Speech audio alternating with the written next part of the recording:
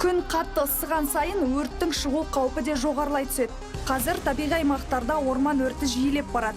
Осыған байланысты Төтенше жағдайлар департаменті Алау 2023 оқу жаттығуын өткізді. Көкжайлау шатқалының оңтүстік батыс беткейінде жасанды жалын тұтандырылып, құтқару бөлімшелері қызметіне кірісті. Осы өрт таулы аймақта күшейетін уақытта жылына бір рет жоспарлы түрде өткізілетін жаттығу.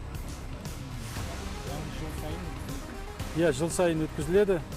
Және де бұл жыл бойы адамдардың демалуға шығатын уақыты, яғни жазғы уақытта біздің инженерлік инспекторлық құрам Іле Алатау ұлттық паркімен бірлесе отырып патрульдік жұмыстар өткізеді. Төтеншеліктер таулы орман алқаптарындағы өртті жою, зардап шеккендерге медициналық көмек көрсету, эвакуациялау сынды жаттығулар жасады.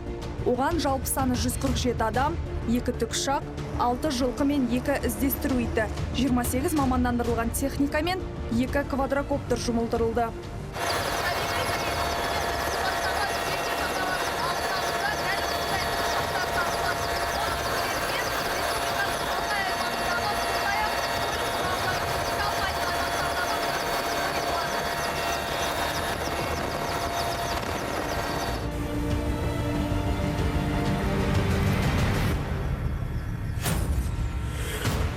Тікұшақта орналасқан БМВ аспалы құрылғысы лезде суға батып, қолшатыр сияқты ашылады. 5-6 секундтың ішінде су жинап, қызыл жалынды өшіреді. Ал оны басқаруда борт операторға жүктелген міндет зор. Тікұшақтың есігін ашып, аса дәлдікпен жұмыс істейді. Командирге сол біз точный сантиметрге дейін информация беруіміз керек. Себебі ол астына көре алмайды. Біз есікті ашып, пояс безопасности киіп, сосын астына қараймыз, қанша метр қалды, соны бәрін айтып береміз. Көлге барғанда есікті ашып, біз командирге айтып береміз, көлдің ортасында тұрмыз деп, төменге түсуге болады, су алу үшін. И біз солай командирге осындай информация береміз да, вертолет түсіреміз. Өрт қауіпсіздігінің алдын алу шаралары 20 наурыздан басталған. Осыған дейін 250 гектар жердегі құрғақ өсімдіктер шабылған.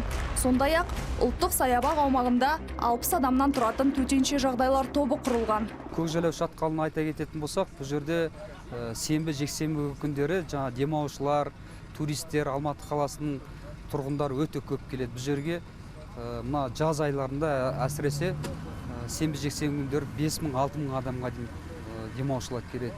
Қазір класс пожарный безопасность бойынша Іле Алатау паркі бойынша 4-ші классқа көтерілді. Сондықтан алдын ала профилактикалық жұмыстар жүргізіліп жатыр. Күн жылығалы бері тауға келушілердің салғырттығынан 10-нан астам адамның үстінен әкімшілік құқық бұзушылық туралы хаттама толтырылған. Олардың басым көпшілігі рұқсат етілмеген жерде от жаққан. Парк қызметкерлері орманда тамақ жасау үшін шөптің үстіне от жақпай, арнайы ас пісіру құрылғыларын қолдануды сұрайды. Сіріңке, темекі секілді тез тұтанатын заттарды тастамауға, техникалық қауіпсіздік ережелерін қатаң сақтауға шақырады.